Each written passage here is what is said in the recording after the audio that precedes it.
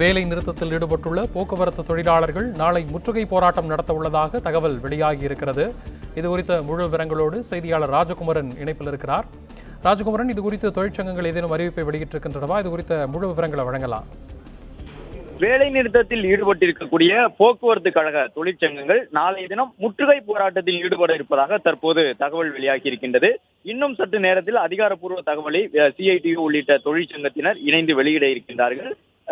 நாளை காலை சரியாக 10 மணி அளவில் சென்னை பல்லவன் இல்லத்தை முற்றுகையிட்டு ஆயிரக்கணக்கான தொழிலாளர்கள் ஆர்ப்பாட்டத்தில் ஈடுபட இருப்பதாக தற்போது தகவல் தெரிவிக்கப்பட்டிருக்கின்றது.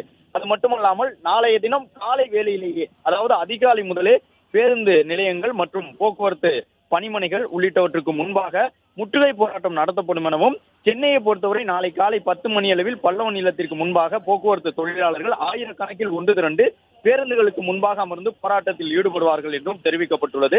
அகவிலைப்படி உயர்வு, ஊதிய ஒப்பந்த பேச்சுவார்த்தையை விரைவில் தொடங்கி பணியாளர்களுக்கு போக்குவரத்து துறையில் ஊதிய உயர்வை வழங்க வேண்டும் உள்ளிட்ட பல்வேறு கோரிக்கைகளை வலியுறுத்தி போக்குவரத்து கழக தொழிலாளர்கள் தமிழகம் தழுவிய அளவில் இன்று பொருநாள் போராட்டத்தை தொடங்கியிருந்தார்கள்.